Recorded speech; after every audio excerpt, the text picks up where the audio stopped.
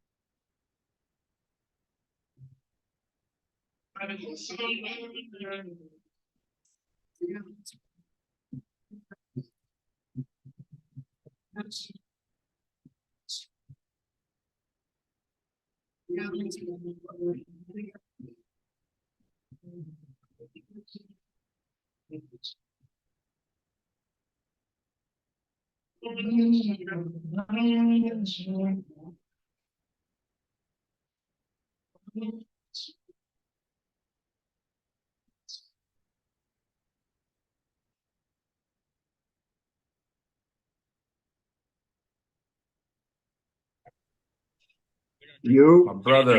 Yo. Good. We're good. What's the word? Oh, y'all Oh, doing y'all doing sideways? sideways? I turned this sideways because how we sitting. Oh, I can Oh, do I it can that do way. it that way. Okay. Steph, what's good with you, baby? Mike. Man, it's good to How see you you. living? Everything is good, Good to man. see you as well. Yeehaw. Appreciate you, my brother. It's I'm all ready. good. You Yeah, heard? I'm ready when y'all ready. All right. Say no more. Am you ready? Yes, sir. Another episode of the world's fastest, largest growing podcast. We live from Houston, Texas. I got a very, very special guest, one of the best to ever do it from the point guard position from New York. Did it on the high school level, did it on the college level, did it on the NBA level. I got Brooklyn's own, Coney Island's own, Mr. Stephon Marbury, my guy. How's it going? I'm blessed. Thanks for having me on the show, baby. And I also got my big cousin here. We blood cousins, NBA champion, 15-year NBA vet, Mike James. What's good, my guy? Man, I'm just excited to be on this episode. You know, there's a lot that we're going to talk about today. You know, we're going to give flowers to, Starberry's just life, man. And also, we even want to talk about like all this argument about New York's finest. And I'm gonna give my opinion as well. You know, I'm a Long Island guard. I ain't really considered a New York City. That's why they a New York City guard, but I think that I'm still able to speak on this subject as well. You know what I mean? And so I think I'm a little validated. So, but at the same time, man, we just wanted to have you on here, man. You stamp. You stamp. It ain't really, to be honest, it ain't really about high school. It's really about, using that foundation to go where everybody want to go. So, I think the conversation is being spoken about, but at the end of the day, that's just talk. Hold on 1 second. Yeah, of course, man. Steph, let me ask you this. Growing up Coney Island, Brooklyn, of course I grew up with my cousin. You had this reputation to be one of the only guards that could put you had hops, you had handles, you had the jump shot. Where did all that come from growing up in Brooklyn? Well, it was a stigma of New York City point guards not being able to shoot. So, we eliminated that from an early age.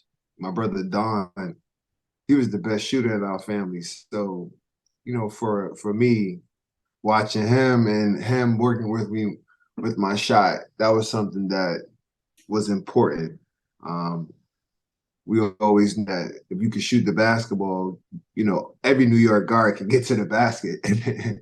I don't know one New York guard you'll say, oh, he only can shoot, but he can't get to the rack. So that was an important factor, growing up, making sure you knew how to shoot the basketball. The name of the game is put the ball in the hole. So, you can shoot the ball and you can drive, penetrate, and kick. That pretty much puts you in the realm of being able to go to the NBA, which is the ultimate goal, right? I wanna say this though, like I'm here, I got my cousin here, and I got you on here, but I'm a big fan too, man. Like straight up, this say we're a podcast, but at the same time, I remember how you were cooking everybody. Yo, listen, I gotta keep it real though. Steph, hold up, I gotta keep it real. I'm trying to go to my questions, but I gotta be real, man. I gotta give you your flowers, yo. Like I remember you was cooking everybody. You had the part in the middle. I don't know where that came from. You know what I'm saying? Kenny, that came from Kenny and Larry Johnson. Yeah. That was my idol. Kenny was my idol growing up. Bishop Malloy. He was actually. I had a debate about. I was looking at the some clips of your show when guys was talking about Catholic school and public school, and Bishop Malloy was one of the schools that a lot of the guards always looked towards, especially the coach with Jack Hearn. Kenny was the person that inspired me to do the part in the middle. Yo, you know what, Steph? Speaking about just New York guards, there's so much competition at that position. You know what I mean? From the park to whether you're playing against these players in school. What was the biggest rivalries? Was it in school or was it on the playgrounds? It was on the playground for me. My biggest rival was Gaddafi Alonzo. He played for Madison High School. Because we played against each other every day. He beat me one-on-one, I beat him one-on-one, and then whoever loses, we always fight after. Right? Because we so mad we lost. But, the park, Coney Island, where I'm from, we call it the Garden, the court where we play that. That was my biggest competition. It wasn't really playing at basketball camps and playing All-American camps, games. It was always inside the park because, in the park, that's where they were basically everybody was trying to come up, you know what I'm saying? And, me being one of the younger guys playing with the older guys, I constantly was getting my head thrown into the gate, but they would make you get up, the bigger guys. Even when you get down or you fall down, they'll wait for you to get up. Like, get up. Like, you're not going to stop playing, you know what I'm saying? So coming from Coney Island, playing in Coney Island, it was a little different out there because we didn't play fouls. So it was like a mind frame and a mindset of what was established from my older brothers and the people that played with those guys. I mean, you think talking about guys playing in the 80s and 70s, they didn't call foul. They call foul probably game point, like when somebody tackled you. But even then, right, you shoot the basketball, you tackle somebody, the ball go in. If we didn't play and one, you got to really make a clean shot. Right. You know what I'm saying? So those days, that enriched the basketball spirit of getting on the court and playing. You just hoop. You know what I'm saying? So you could play in any atmosphere. Lincoln High School, stellar career. Take us back to that, just the energy at that time, the 90s. Just take us back to that time. I mean, coming out of junior high school, CYO, AAU, going into Lincoln as a freshman, starting as a freshman. A lot of people don't know I had to try out. My coach made me try out. I didn't just get the privilege of just getting on the team. Everybody know Bobby Hartstein. He was a stellar coach. Highly ranked coach throughout basketball throughout America, not just in New York. So my foundation was always, you had to earn it. And I had no problem with earning it because, I worked hard. I came early and I stayed late. My coach wouldn't let me leave the court until I made 5 swishes. You know what I'm saying? It's like that was the mind frame of what was being taught. So from my freshman year, you know, my freshman year, that was like the biggest transition from, you know, playing AAU. Now I'm playing with guys that are being highly recruited. You know, Darryl Flick, and God rest his soul, Temple was recruiting him. Shaka Ship, you know, he went to Seton Hall, so he was All-American. Playing with these guys at a young age, you always had respect. You know what I'm saying? Which is the era that I grew up in. You always had to respect the older guys, no matter how nice you was. And because I earned their respect, they trusted me to play the point coming out of high school. I'm coming out of junior high school. You know, freshman running the point, that's hard when you're playing with guys who are getting ready to prepare themselves to go to big time Division I schools. You know what I'm saying? So for me, you know, I was always a student of the game. So I had to learn what guys like to do on the court and then still try to do my thing, but more so play more of a point guard role.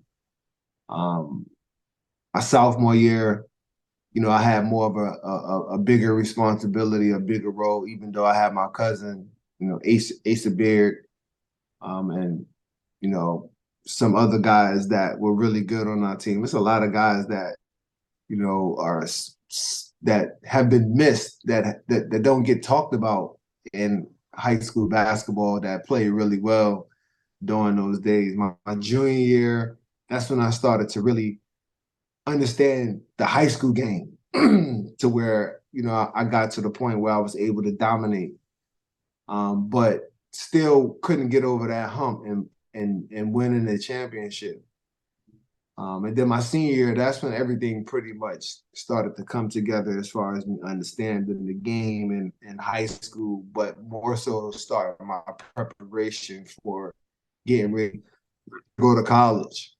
At that time, a lot of people were saying I should come right out of high school and go to the NBA, but because I had the, I was gonna ask you that too, though. Yeah. So, you know, Why you go to school? my coach was like, yeah, a lot of, yeah. I mean, I wanted to have the college experience, and because my brothers played college basketball, they all understood that my body needed to transition part from high school to college. Because to be honest, college is actually harder than the NBA. Word? You know, a lot of people. I think so. Me personally, because you know, you could play zone, you could play boxing one. It's like FIBA rules. So you know, you can guard guys differently, and the NBA is wide open. You know, it's all one-on-one. NBA is easy. It's not hard. If you're strong, if you can shoot, and you can drive, and you can pass, you can play in the NBA. You know what I'm saying? But it's being able to be consistent. A lot of guys weren't able to be consistent, you know, at playing at a high level because whatever reasons of why they weren't able to be consistent. So, you know, college was like, it's pressure playing in college because your goal, everyone know your goal is to go to the NBA. Everybody want to go to the NBA, right? So you use college, you use high school to go to a really good school, right? To be, you know, one of the top recruits. And then after you're looked upon as one of the top recruits, then you want to get drafted. But, you know, it's one thing I tell guys, it's one thing going to the NBA. It's another thing playing in the NBA. A lot of guys, you know, they inspire to make it to the NBA, but not everybody inspired to go to the NBA and dominate. My brothers instilled in my mind from a young age, you want to go to the NBA, kick the door down, and you're going to bust everybody's ass. You know what I'm saying? So it became a mind frame. So, you know, from high school to college to the NBA, you actually need all of those different platforms. You know, it's a lot of talk about what Bassie, you know, Bassie did was, yeah, he's a one-on-one of guards who did that. But, you know, his NBA career, because he didn't go to college, he missed a big part of basketball and what he needed to be successful, to be consistent. You know, in college, it helps build that consistency because you got to You got to go to class. I mean, I ain't really go to class, but you got to do so many different things. You got to do so many different things, practice, you learn, you get into a routine that helps build consistency. And I think that is one of the things that helped me from high school going in to the NBA, because I had a solid foundation. I understood. So going to college, I didn't go to school for long. I was only in school for 4 or 5 months, playing the season's 5 months, and then you go right to the NBA. Yo, you know what's crazy, Steph? Like, it was a whole nother world, you being from the boroughs in Brooklyn and playing on over there, and I'm from the island. But guess what? You were more talked about on Long Island than, you know what I'm saying? And so we know who you are. And so we looking forward. We can't wait to see you play against you. I only know one other player that was as big as you in high school, and that was Felipe Lopez. And the one thing that I would say is, what was it like every single night, regardless if you played in the park, if you played school ball, that you always had that mark on your back? That was my enjoyment, because everybody had a mark on my back, but I had a mark on everybody else. You know what I'm saying? So I knew guys wanted to bust my ass, but they didn't know I wanted to bust their ass more than they wanted to bust my ass. You know what I'm saying? So it was mentality. And, I talk shit, excuse my language. I talked a lot of junk when junk was talked to me. I never really said anything on the court until somebody said something to me. And then once somebody said something to me, it would be the whole game. You know what I'm saying? It's like, you punch me in my face, I feel like now I can step to you whenever I want to step to you. You know what I'm saying? Like, it's always a fight when I say it's a fight. You feel me? Like, I didn't bother you. I didn't do anything to you. So, playing with that mark, and, we had to have that chip on our shoulder coming from NY. It was you, Rafa.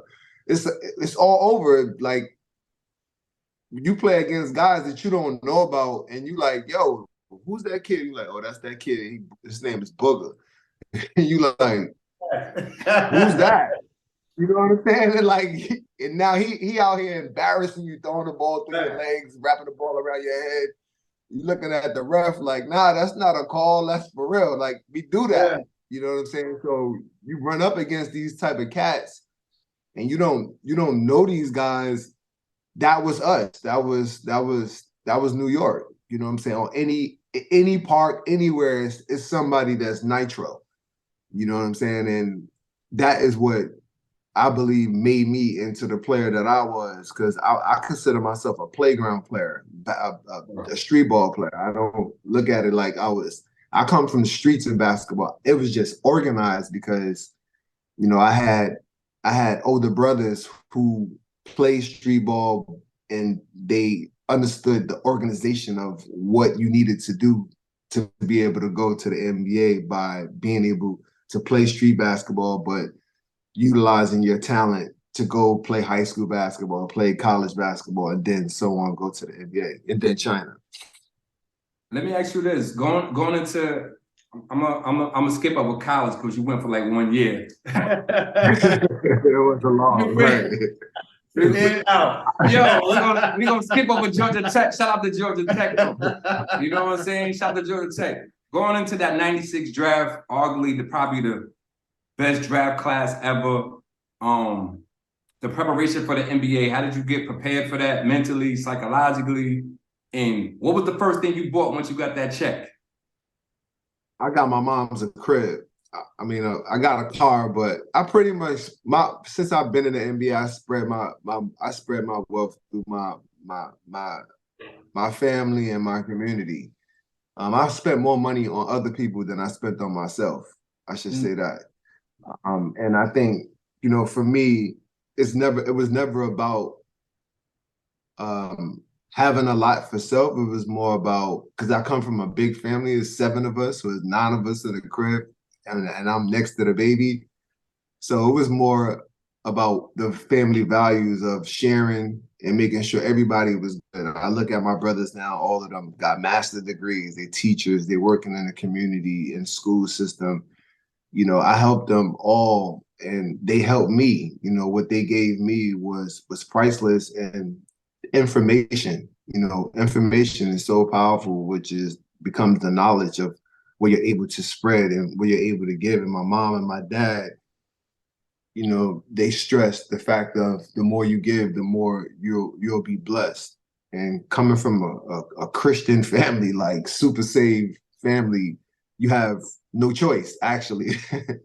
You know what I'm saying? But for me, that was the first thing that was the most important thing. My mom, I worked and put in that work to get my moms out of the hood, period. That's really what it was all about. I remember that draft, man. That was a legendary draft. You get drafted first, you get traded to Minnesota, you go there with KG. How was it that first year with KG? Amazing. Kev is one of the hardest working basketball players that I ever been around. He's a super student to the game. His knowledge increased dramatically from the NBA, like from high school to the end, because Kev went right out of high school, obviously, right? And when he got into the NBA, he had such a big learning curve. Because, he had guys like Kevin McHale, who played that position, gave him so many tools to be able to go on the court and play at a high level, but the understanding and the knowledge. So Kev was like one of the, I got Kev and Tim Duncan as my fours. Those two guys. Yeah, I can see that at the four position. He's like A and B. It could go either way, or like as far as what you need. And Kev, to me, was, playing with him. It was like one of the best experiences you can have as a young player going into the NBA, because we weren't that far. We were same class, 95 class, but Kev, because he went right out, his learning curve for the year that him and I played, it was incredible. He made me look good because I was making him look good. You know what I'm saying? So we complement each other. Yo, Steph, you know what's crazy, man, is how people always talked about how good of a scorer you was, but no one really gave you your credit of how good of a passer you was. Like, you was a real live floor general out there. And that's the crazy thing, is how well people overlook that skill of yours. I think, because I was a scoring guard and I wasn't labeled anymore as a guy that played the point, it was like, oh, he can score. They forget about, 8, 9, 10 assists a game. It became something that was normal for people to, like, oh, he had 8 dimes. It was normal. It's kind of like, when you watch Stockton, you already know 12 dimes. It's normal to like think of him getting like 12 assists. You know what I'm saying? So it became normal for people to think like, oh, yes, I've had 8, 9 assists, but he had 30.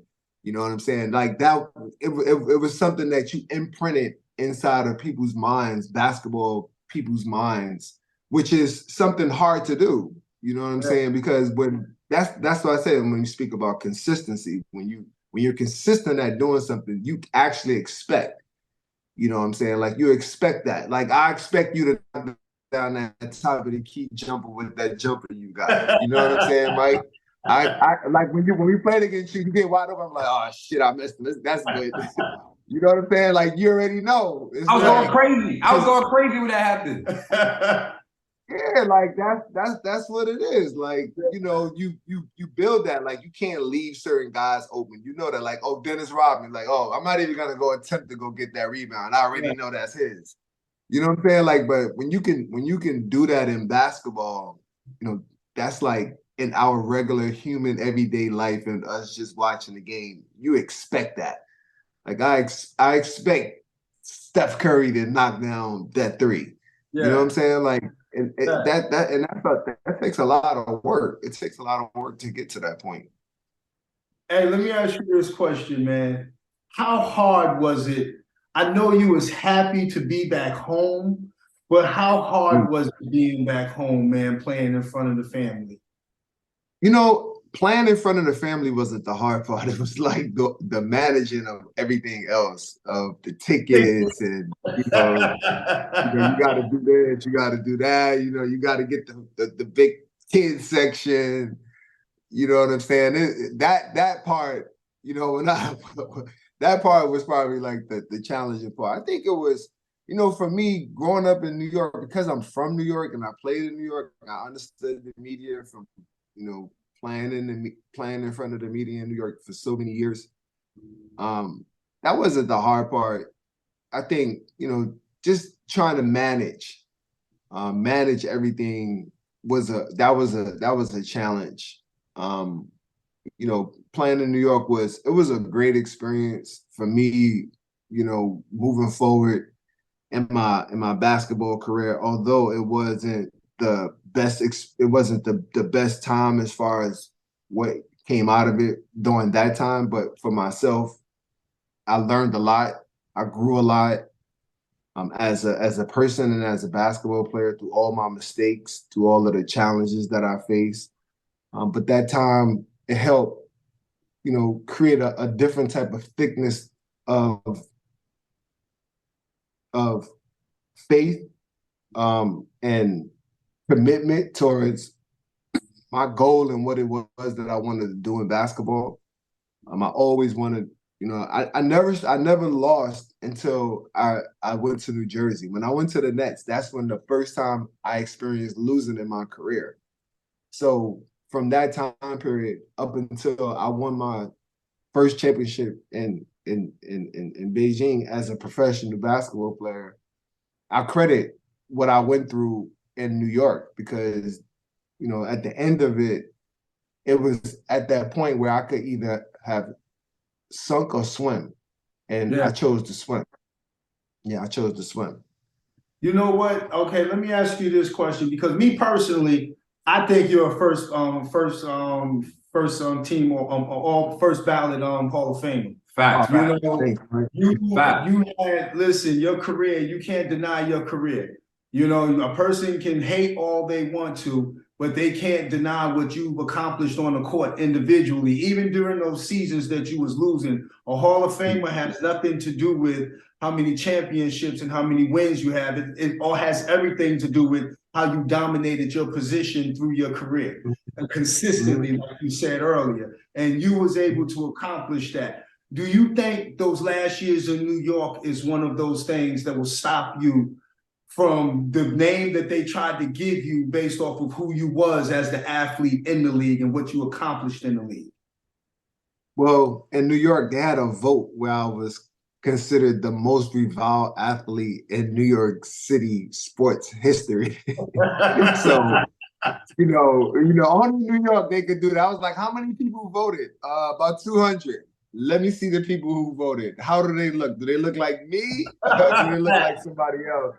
Right. So I was like, I could accept that. But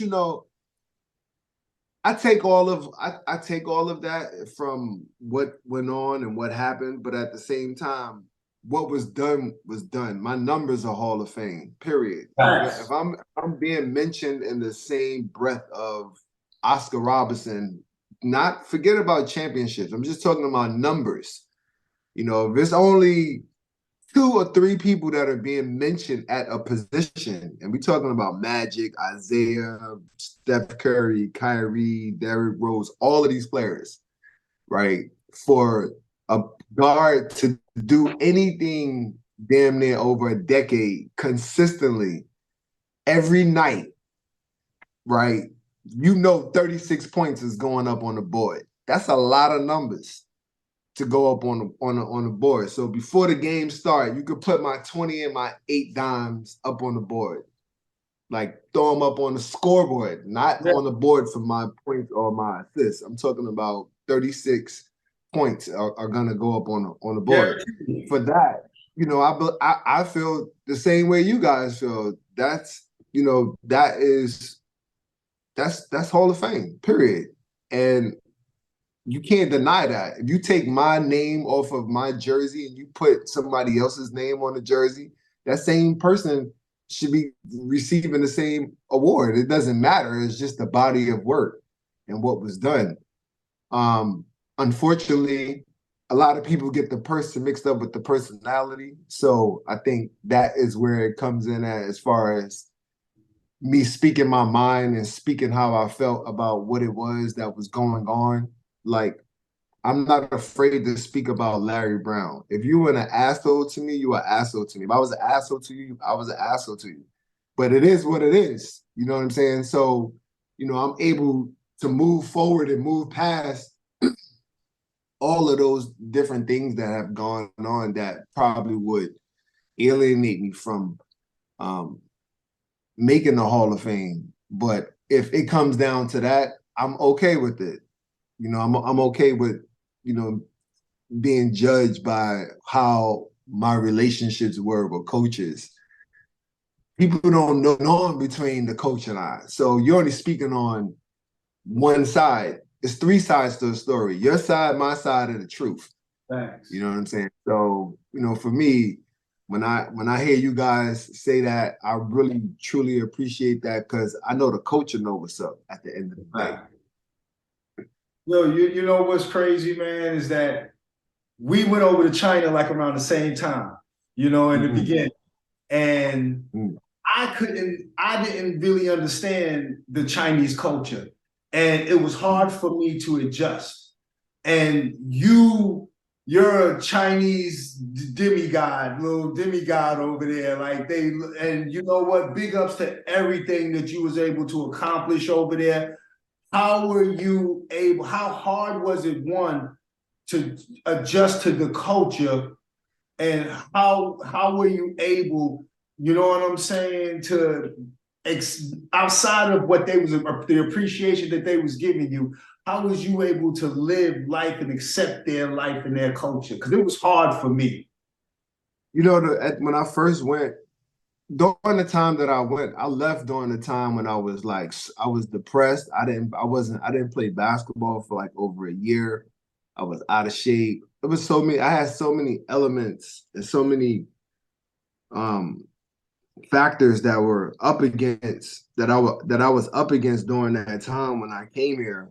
But the time that I did come, when I made the decision, because when I left to come to China, I made the decision then that I wasn't going back to the NBA. I said, when I leave here, that's it. It's done. Which it took me like a month to make the decision to leave to come to play in China. So when I got here,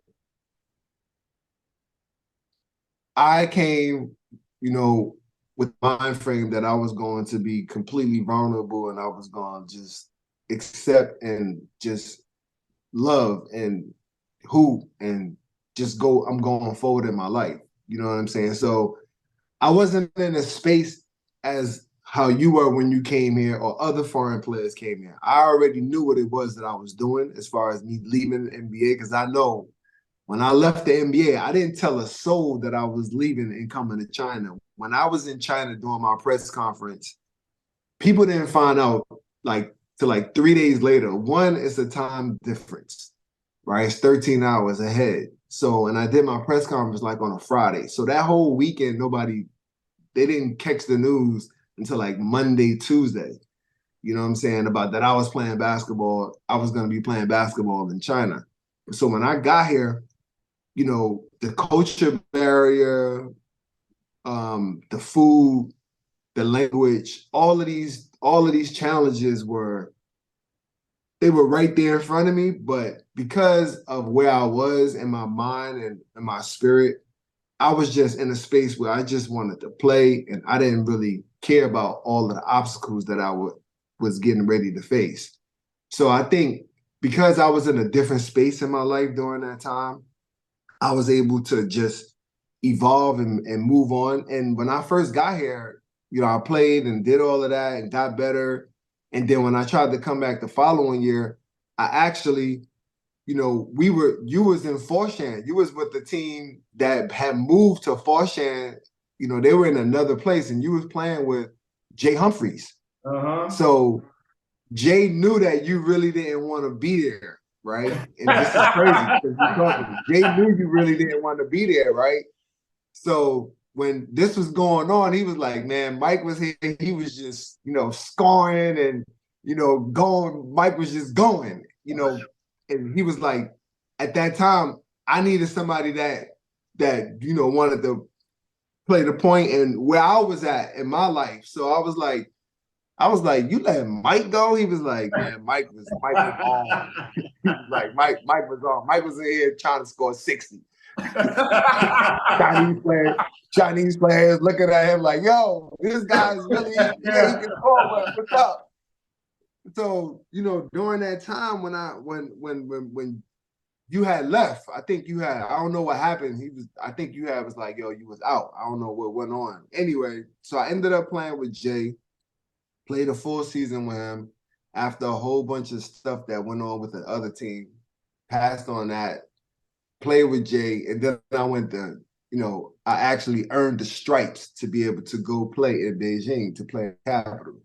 After that happened, my whole life changed. Like for basketball, it all changed coming to Beijing after we won the championship.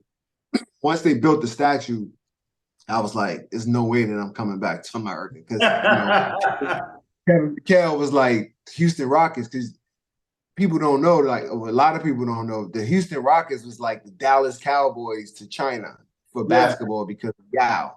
You know what I'm saying? So the whole China, they supported the Houston Rockets, which is why guys like Tracy McGrady and Steve Francis, they always start in the All-Star game because the NBA allowed China to vote, right? Yes. Because of Yao. So now you do the math. It's 400 million people that play basketball here. So you already know all of those guys were unanimously, starting in the All-Star game. So Kevin McHale called me up, called my team like 3 times, like, oh, we want Steph to come back. I was like, I can't do it. It's like, oh, you can. My manager was like, yo. He was like, yo, he was like, yo, you went from 20 million to 0. Now you make it like, I was like, yo, it ain't about the money. I was like, there's no way that I could leave this. You know what I'm saying? I can't do it. I was like, they just now built the statue. I was like, I can't do that. I was like, I can't do it. And I was like, I'm not gonna make that decision. I was like, I choose to stay. So I chose to stay here over the bread in the NBA, which I feel like was the best decision that I ever made in my basketball career, as far as making a decision to go in another direction, because it's the complete opposite direction. NBA and CBA, it's still hoop, but NBA is the NBA. Period. Let me ask you this: when you got to the NBA, who's the player that you probably didn't look at like he was nice, but you were surprised when you got on the court with him? He was kind of nice. Everybody. There are no bums in the NBA. If you said dude on the court in the NBA, they was nice in high school. They was nice in college. Somewhere. On any given night, you can't sleep on nobody. You can't be going into the game thinking, oh, even backups, because backups is like, oh, this is my opportunity. You know what I'm saying? This is my time to shine. So I never looked at nobody like that, ever, never. Because I played against Terrell Brandon one time when I was young, like I think my rookie year. I was like, yo, this dude, this dude right here, this dude right here, mid-range pull-ups. You got to chase him off a screen like Reggie. It was serious. Like I'm talking about real lessons that you're getting. I'm talking about Robin Pack. You know what I'm saying? Like people like, who Robin Pack? I'm like, yo, you don't understand. This dude was a bull, like a real live bull and a speed demon. Robin, let him know, Mike. There's a lot of players that people think that because they're sitting on a bench or they're not playing a lot on the team, like if you put them in a park or a pickup game, they're gonna knock down 15, 23s on you, and you're gonna be, people always they forget how good players really was. I throw a name out there, Mark Price. Yeah. You know what I'm saying? Mark Price. Magician. Like, Mark Price. I look at you, Steph, in today's game. I can't name 5 starters right now that you wouldn't like. There's not 5 starters in the NBA right now in the NBA that you can name that will start over you. You know, based with you in your prime, like you was that special as a player. And even talking about that now, the main, one of the reasons why all the hype been going on the past couple of days and weeks is talking about New York's finest. You know what I mean? And I just want to say that when it comes to talking about greatness, you just can't be great at one stage in your career. You can't start off great and then fall off. You gotta, you're like I tell my little daughter this all the time. She's a teenager now, but I was like, man, you was beautiful your whole life. You was beautiful as a little baby. When you first came out, you was beautiful. Now look at you. And I believe when you become an adult, you're gonna be just as beautiful. And that's how your career was. You know what I mean? You didn't just come out of nowhere. You basically was considered chosen, without having the hype, or no, I won't say hype, without having as much notoriety as a LeBron may have today. You was that person in New York. You know what I mean? And now people talk about greatness like you was always every level. And then you won championships when they called you old and that you can't do it no more and that your body broke down, like you playing in a league where it ain't nothing but grizzlies and there's animals out there, and you still created a name for yourself. I don't even think I can name 5 athletes that have statues, you know what I mean, whether it's NBA or even in Europe or whatever the case may be. And so when it comes to greatness, I will say Rod Strickland is my GOAT. You know what I'm saying? When it comes to greatest of mine. Yeah.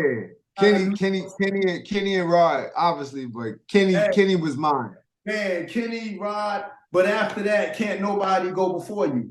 There's nobody coming up. Me personally, that's what I would say. You can put no player in that place. You know what I'm saying? Can go next behind that, because what you've accomplished in this game, you didn't just accomplish it in high school. You didn't just accomplish it in college. You didn't just accomplish it just NBA. You went to the CBA, and at no point did you fall off. At no point. So I salute you to that for real. That's a fact. Hold on. I gotta say this though. After Kenny and Rod, Steph, do you feel like you're the best guard out of New York?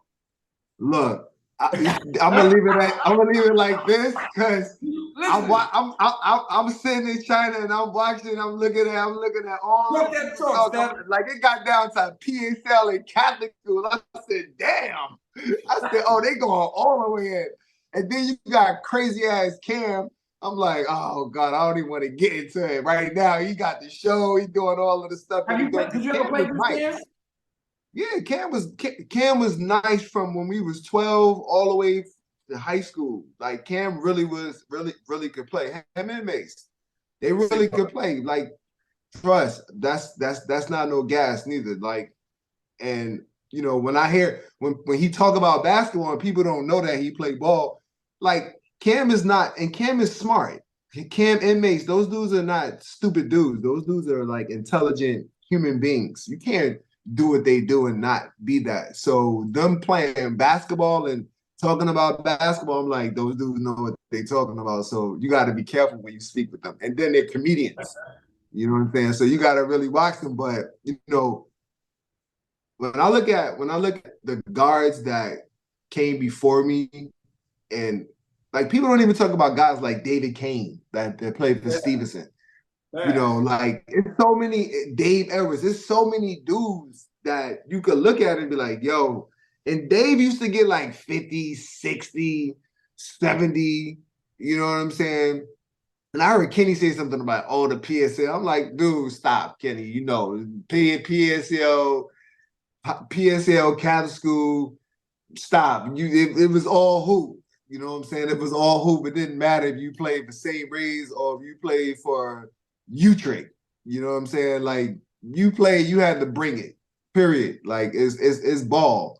And for me, when I look and I hear about the guards, I always speak and talk about Kenny, Rod, because those are the guys. My brother. I don't even talk about my brother Juju, because I'll be biased if I speak about my brother Juju. Like my brother Norm was nasty.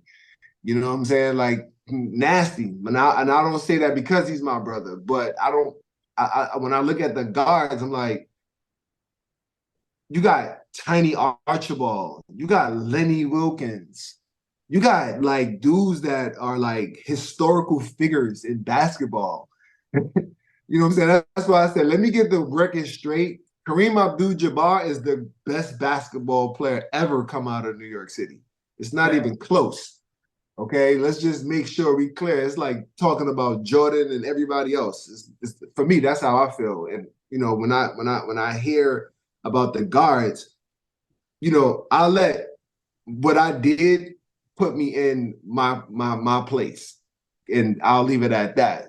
You know, what I did as far as playing basketball in high school, it was part of a shift in the game, as the 96 draft class was a shift in the NBA.